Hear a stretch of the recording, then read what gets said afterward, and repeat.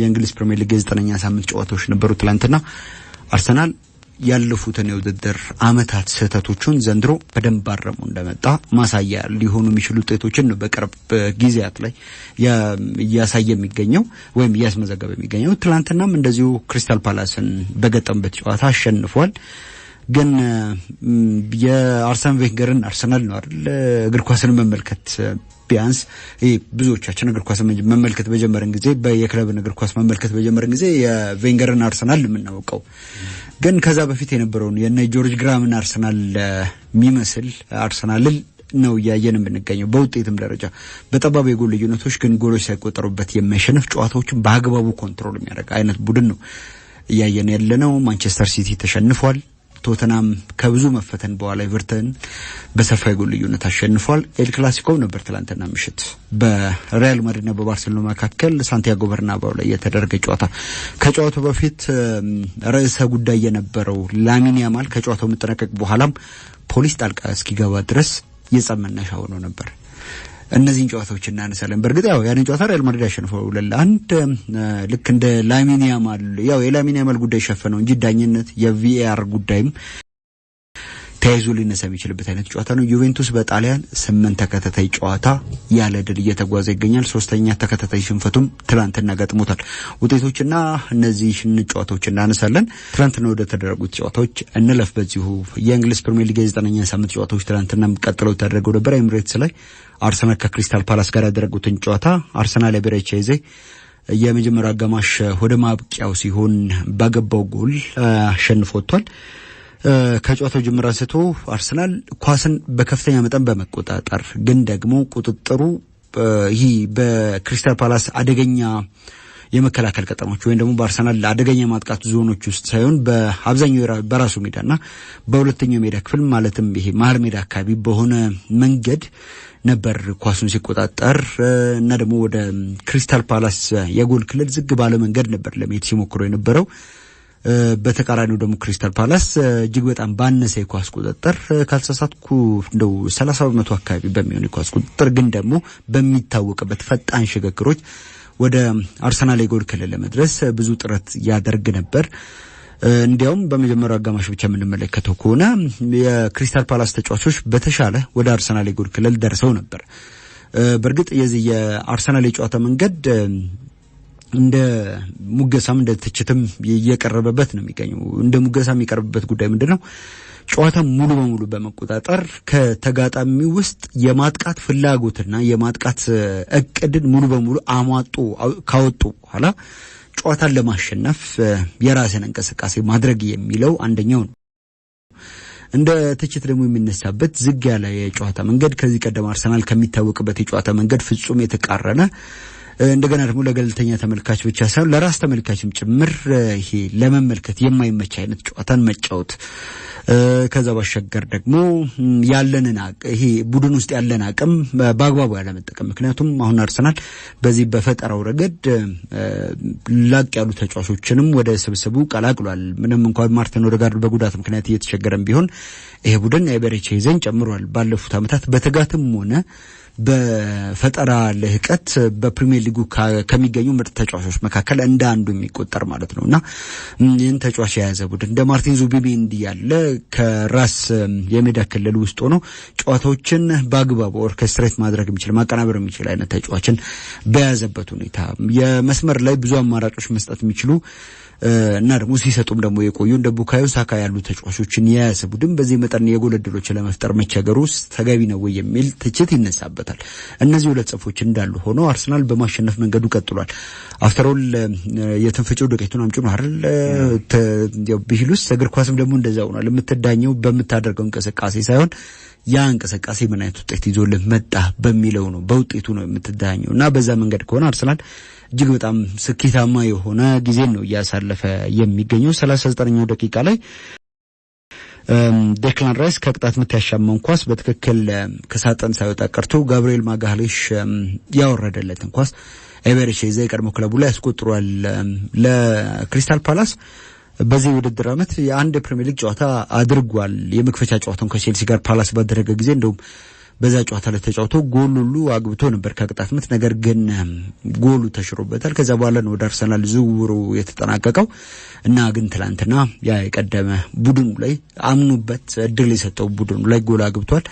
ከዛ በኋላ ግን ያው ለቀድሞ ቡድኑ ክብር ሲል እንደዚሁ ደስታውን ከመግለጽ ተቆጥቧል።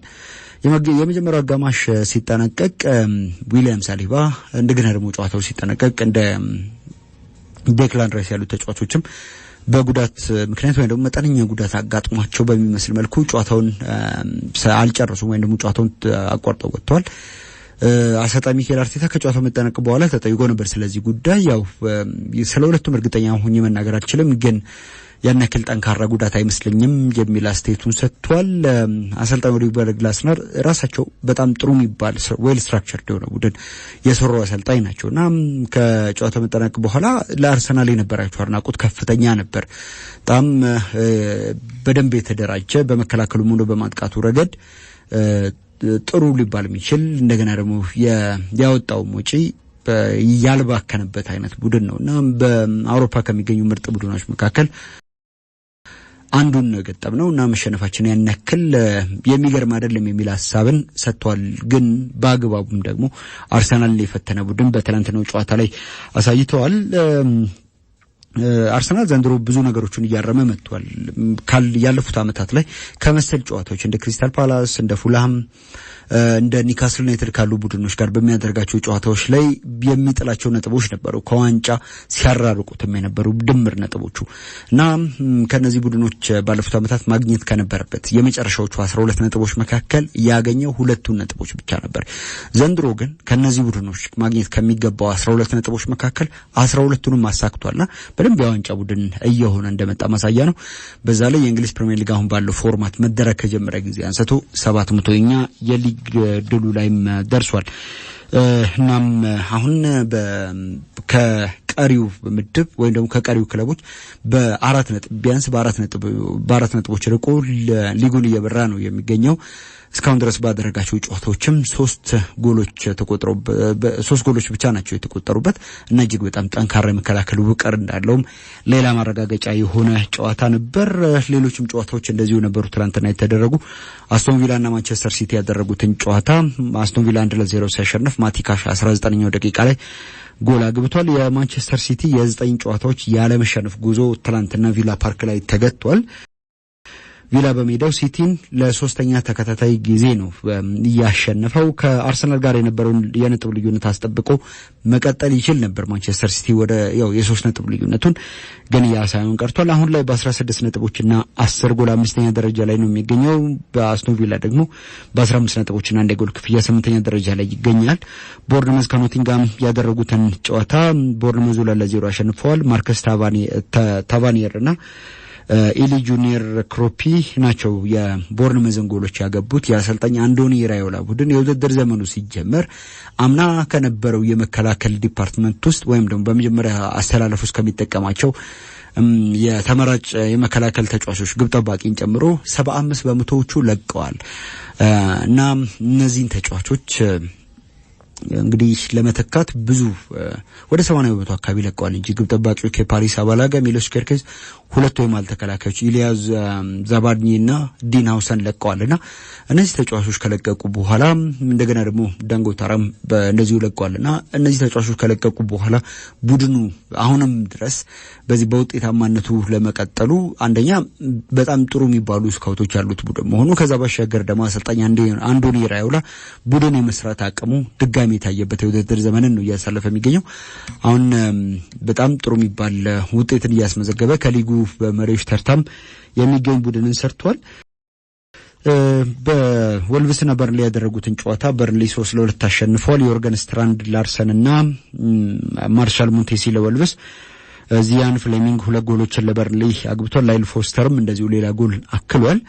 የኮሳፋ ጎረቤታሞቹ ደቡብ አፍሪካዊ ላይል ፎስተርና ዚምባብዌ ማርሻል ሙንቴሲ፣ ላይል ፎስተር ለበርንሊ ማርሻል ሙንቴሲ ደግሞ ለወልቭስ ጎሎችን አግብቷል። ኤቨርተን በሜዳው ዲክሰን ስታዲየም በቶተናም 3-0 ተሸንፏል። ይሄ ውጤቱን ብቻ ምንመለከተው ከሆነ ቶተናም በምቾት በብልጫ ያሸነፈው ጨዋታ ይመስላል አይደል?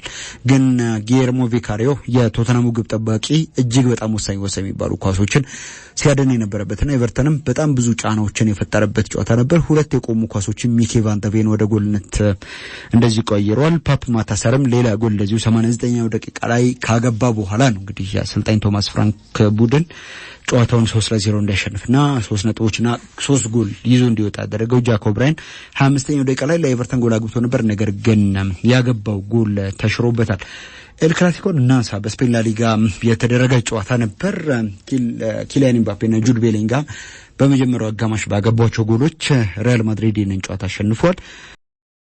ፌርሚን ሎፔዝ በእንግዲህ ባርሴሎናን አቻ አድርጎ ነበር በጨዋታው ሂደት መሃል። ኤል ክላሲኮ ባለፉት 20 ውድድር ዘመናት በተለይ ደግሞ በሊጉ የሚደረጉ ጨዋታዎች የመጀመሪያውን የሊግ የሁለቱም ቡድኖች ግንኙነት ያሸነፈ ቡድን 62% ሊጉን የማሸነፍ እድል እንደሚኖረው ያለፉት አመታት ሂደቶችና ውጤቶችም ጭምር ያሳያሉና እጅግ በጣም ፈጣን አጀማመር የነበረው ጨዋታ ነበር። ሁለተኛው ደቂቃ ላይ ቪኒሲየስ ጁኒየር ላይ ላሚን ያማል ጥፋት ሰርቷል በሚል የፍጹም ቅጣት ምት ተሰጥቶ ነበር። ነገር ግን በቪአር ከታየ በኋላ የተሰጠው የፍጹም ቅጣት ምት ተሽሯል። አስቀድሞ ላሚን ያማል የቪኒሲየስ ጁኒየር ነገር ከማግኘቱ አስቀድሞ ወይ ደግሞ ኳሱን እንዳይመታው ከመከለሉ አስቀድሞ ኳሱን ነክቶታል በሚል ነው እንግዲህ ውሳኔው የተሻረው። ባርሴሎና ኳሱን ይዞ ማድሪድም ደግሞ መረጋጋት አቅቶት ግን ደግሞ በፈጣን መልሶ ማጥቃት እንቅስቃሴ በእና ደግሞ የባርሴሎናን ሃይላይን ወደ መሃል ለተጠግቶ ይከላከል የነበረውን የባርሴሎና የመከላከል መስመር በኪሊያን ኤምባፔ ሩጫዎች ነበር ብሪጅ ለማድረግ የሞከረ የነበረው ወይም ደግሞ ሰብሮ ለማለፍ የሞከረ የነበረው። እናም እነዛ ነገሮች እየተሳኩ የመጡ ይመስሉ ነበር በጨዋታው የመጀመሪያ ደቂቃዎች ላይ። 11ኛው ደቂቃ ላይ ድንገት ኤምባፔ ጎል አግብቶ የነበረ ቢሆንም የኳሱን ለመጨረሻ ጊዜ ኤምባፔ ጋር ከመድረሱ በፊት ኳሱን ነክቶት የነበረው አርዳ ጉሌር እንደዚሁም ደግሞ ራሱ ኪሊያን ኤምባፔም ኳሱን ከማግኘቱ አስቀድሞ ከጨዋታው ውጭ የሆነ አቋቋም ላይ ነበር እና ደግሞ ከጨዋታው ውጭ የሆነ አቋቋም ላይ ነበር የተባለው በሚሊሜትሮች ነበርና አንዳንዶች ቪአር የእግር ኳስን ውበት እያጠፋው ነው ብለው ትችት ሲያቀርቡ መሰል አጋጣሚዎችንም ጭምር። ምክንያቱም ያስቆጠረው ጎል እጅግ በጣም አስገራሚ ነው።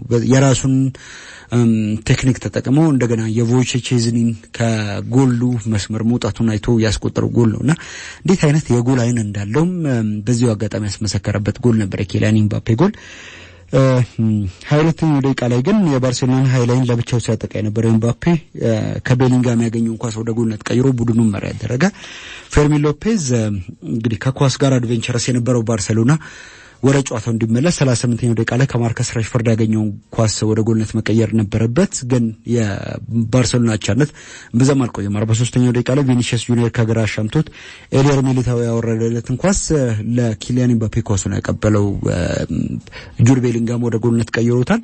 እንግዲህ 3 ጎሎችን ባርሴሎና ላይ አስቆጥሯል የተጫዋች የሪያል ማድሪድ ተጫዋች ከሆነበት ጊዜ አንስቶ ተጨማሪ ጎልም እንደዚሁ አግኝቶ ነበር። ሪያል ማድሪድ የመጀመሪያው አጋማሽ ከመጠናቀቁ አስቀድሞ ኪሊያን ኤምባፔ ከጨዋታው ውጭ አቋቋም ላይ በመገኘቱ ምክንያት ተሻረ እንጂ ከኳስ ውጭ አደገኛ ሽግግሮች የነበሩት ሪያል ማድሪድ ኳሱን ቢበልጥ ለባርሴሎና ሰጥቶ ይጫወት ነበር። 52ኛው ደቂቃ ላይ ኤሪክ ጋርሲያ በእጁ ነክቶ የተሰጠውን የፍጹም ቅጣት ምት ቮይቼዝኒ ያድኖበታል ኪሊያን ኤምባፔ ከመተው በኋላ። ከዛ በኋላ በሁለቱም ቡድኖች በኩል የባከኑ ድሎች ነበሩ። አወዛጋቢ ውሳኔዎች በዳኛ በኩል ይወሰኑ ነበርና ከጨዋታው መጠናቀቅ በኋላ ምናልባት ላሚን ያማል እና ደግሞ ራሱ ፔድሪ የጨዋታው የመጨረሻ ቅጽበት ላይ ኦሬሊዮ ሻውሜኒ ላይ በሰራው ጥፋት በሁለተኛው ቢጫ ከሜዳ ሲሰናበት በሁለቱ ክለቦች ተጫዋቾችና በዚህ ተጣዋቂ ወንበር ላይ ተቀምጠው ነበሩ ኮቺንግ ስታፍ እንደዚሁ ደግሞ ተቀያሪ ተጫዋቾች መካከል የለየለት አይነት አምባጓሮ መነሳቱ ነው እንጂ የዳኝነት ችግሮች ከዚህ ጨዋታ ጋር ተይዞ በአግባቡ መነሳት የነበረባቸው ጉዳዮች ናቸው እና የፔድሪን በሁለተኛ ቢጫ መውጣት ልክ እንደ ጎል ሴሌብሬት ያደርጉ የነበረው ወይም ደግሞ ደስታቸውን ሲገልጹ የነበረው የሪያል ማድሪድ ተጫዋቾች የባርሴሎና ተጫዋቾችን ነክቷቸው ገብቷቸው ነው መሰል በቀጥታ ወደ ጸብ ነው የገቡት። ላሚን ያማልም ከጨዋታው አስቀድሞ ሪያል ማድሪዶች ይሰርቃሉ፣ ከሰረቁ በኋላ ደግሞ ሁልጊዜ ሮሮ ያሰማሉ ሲል የነበሩት ተጫዋች ትናንትና በጣም ደካማ የሚባል እንቅስቃሴ ነው ያደረገው። አልቫሮ ካሬራስ በአግባቡ ተቆጣጥሮት ነበር ይህንን ተጫዋች ያመሻው እና ከጨዋታው መጠናቀቅ በኋላ ዳኒ ካርቫሃል የሪያል ማድሪድ ወንበል ሜዳ ላይ ያው ከሜዳ ውጭ ባለው እንትን አታውራ፣ ሜዳ ላይ ባለው ነገር ብቻ ራስን አሳይ የሚል መልእክት ያለው የእጅ ምልክት ሰጥቶት ነበርና በዛም ደግሞ ጸቡ ተባብሶ ከቪኒሲየስ ጁኒየር ጋር እንደውም ወደ ውስጥ እንግባና ይዋጣለን እስኪባባሉ ደረጃ ደርሷል የሚሉ ሪፖርቶችም ከጨዋታው መጠናቀቅ በኋላ ወጥተው ነበር እና እነዚህ ሁሉ ግርግሮች ከተፈጠሩ በኋላ ራሱ ላሚን ያማልም ከጨዋታው በኋላ ሌላ ርዕሰ ጉዳይን ፈጥሮ ከጨዋታው ተጠናቋል። ሪያል ማድሪድ የንን ጨዋታ ማሸነፉን ተከትሎ አሁን ከባርሴሎና በ5 ነጥቦች ርቆ ሊጉን እየመራ ነው የሚገኘው በ27 ነጥቦች። ባርሴሎና በ22 ነጥቦች እየተከተሉ ነው የሚገኘው። ሌሎችም ጨዋታዎች ነበሩ። በስፔን ላሊጋ 10ኛ ሳምንት ራያል ማዮርካና ሌቫንቴ ያደረጉት ጨዋታ 1-1 ተጠናቋል። ኦሳሱናና ሴልታ ቪጎ ያደረጉትን ጨዋታ አሁን በዚህ በስቱዲዮ ቴሌቪዥን ስክሪናችን ላይ እየተመለከትን የምንገኘው ጨዋታ ነው። ሴልታ ቪጎ 3-2 ተሸንፏል። በዚህም ሌላ ራሱን የቻለ ብዙ ድራማ የነበረው ጨዋታ ነው። ራዮ ቫይካኖና አላቬስ ያደረጉት ጨዋታ በራዮ ቫይካኖ 1-0 አሸናፊነት ተጠናቋል። በጣሊያን ሴሪያ ቶሪኖ ጄኖዋን 2-1 ሲያሸንፍ፣ ሳሶሎ በሜዳው በሮማ 1-0 ተሸንፏል። ሄላስ ቬሮና ከካሊያሪ፣ ፊዮረንቲና ከቦሎኛ ሁለቱም ጨዋታዎች 2-2 ተጠናቋል። ላትሲዮ ዩቬንቱስን ቶማስ ባሺች 9ኛው ደቂቃ ላይ ባገባው ጎል አሸንፏል። ኢጎር ቱዶር አሁን ጫናዎች እየበዙበት ነው። አምና እሳት ለማጥፋት የመጣው የቀድሞ የዩቬንቱስ ተጫዋች አሁን ላይ እሱ እያስነሳ የሚገኘውን እሳት የሚያጠፋ ሌላ አሰልጣኝ የተፈለገለት ያለ ይመስላል። ምክንያቱም 3ኛ ተከታይ ሽንፈቱ ነው የገጠመው። ከዛ ባሻገር 8 ጨዋታዎችን ያለ ድል፣ ከነዚህ ውስጥ 5 አቻዎችም ተከታታይ የተመዘገቡ ያቻ ውጤቶች ናቸውና አሁን በዛ በአሊያንዝ ስቴዲየም አካባቢ ብዙ ማጉረምረሞች ቢነሱ ያነክል የሚያስገርም አይደለም የሚሆነው። ምክንያቱም ዩቬ የቅርብ ዓመታት ውጤቱ ከነ ኢንተር ሚላን ከነ ናፖሊ አንጻር ሲታይ እጅግ በጣም የወረደ ሊባል የሚችል ነው። ከዛ ባሻገር ደግሞ ከጥቂት ዓመታት በፊት ገጥሞት በነበረው በተለይ ደግሞ የቡድኑ አመራሮች ሰርተዋል ተብሎ በታሰበው ሐሰተኛ የሂሳብ መዝገብ ምክንያት እነሱም ቅጣት ላይ ተጥለው ነበርና ከዛ በኋላ ዩቬንቱስ በአግባቡ ማንሰራራት አልቻለም። ከኮቪድ በኋላም በጣሊያን ሴሪያ ከሚገኙ ቡድኖች መካከል ብዙ ጉዳት ከደረሰባቸው ቡድኖች መካከል አንደኛው እሱ ነው። ያስፈረማቸው ልዕለ ከዋክብትም የደሞዝ ፔሮሉን ወይም ደግሞ የደሞዝ ስትራክቸሩን አበላሽተውበታል። በዛ ምክንያትም የፋይናንስ ችግር ውስጥ የሚገኝ አይነት ቡድን ነውና ያለው ስብስብ ግን እንደው ለዋንጫ ለመፎካከር በቂ የሚሆን ስብስብ ይመስለኛልና ያንን ለማድረግ የሚሆን አሰልጣኝ ግን በቅርብ ዓመታት እያገኘ አይደለም የሚገኘው። በዚህ ምክንያት ኢጎር ቱዶር እምብዛም የክለብ አሰልጣኝነት ልምድ የሌለው ቢኖርም ደግሞ ያን ያክል የተሳካ ልምድ የሌለው አሰልጣኝ ወደ ስፍራው እንዲመጣ ሆኗል እና በዚህ ምክንያት ያው ያለፈው ነው የውድድር ዘመን ውጤት አስተካክሎ ነበር። ከዛ በኋላ ግን ባሉት ዓመታት ከዛ በኋላ ባሉት ጨዋታዎች ላይ እምብዛም ውጤትን እያስተካከለ አይደለም የሚገኘው። 8 ተከታታይ ጨዋታዎችን ያለ ድል ተጉዟል። በማንኛውም ሰዓት ሊሰናበት እንደሚችል እና ደግሞ ቢሆን እንደማይገርመው እሱም ከጨዋታው መጠናቀቅ በኋላ ስቴቱን ሰጥቷል። ወደ ኤል ክላሲኮ ጉዳይ መለስ እንበልና ከጨዋታው መጠናቀቅ በኋላ በተጫዋቾች መካከል ብዙ ጸብ ተፈጥሮ የጸጥታ አካላት የፖሊስ ኃይሎችም ጭምር ወደ ሜዳ እንዲገቡ ሆኖ ነበር። ነገር ግን ከሜዳ ውስጥ ከነበረው ላሚን ያማል ባልተናነሰ ከሜዳው ውጭ ደግሞ የነበረው የላሚን ያማል አባት ሌላ ርዕሰ ጉዳይ የሆነ ነው የሚገኘው። ለተጫዋቹ ገና አርሊ ለሆነ የዚህ ተጫዋችነት ቆይታ ትልቅ ፈተና የሆኑ ከሚገኙ ጉዳዮች መካከል አንዱ አባቱ ተደርጎ ነው እየተቆጠረ የሚገኘው። ምክንያቱም ከጨዋታው መጀመር አስቀድሞ ምግብ እየሰራ እኔ እዚህ ማረቤት ውስጥ ወይም ደግሞ እኔ ማብሰያ ክፍል ውስጥ ሆኜ ምግብ እየሰራው ነው፣ ልጄ ደግሞ ያው ምግብ እያበሰልኩ ነው፣ ልጄ ደግሞ ሳንቲያጎ በርናባ ውስጥ የሪያል ማድሪድን ተጫዋቾች ያበስላቸዋል ብሎ ነበር። ከጨዋታው መጠናቀቅ በኋላም ደግሞ ሌላ ወዛጋቢ አስተያየት ሰጥቶ ነበርና እንግዲህ የላሚን ያማል አባትም ልክ እንደ ልጁ ሁሉ ሌላ የትኩረት ማዕከል ሆኖ ነበር ኤል ክላሲኮ ጋር ተያይዞ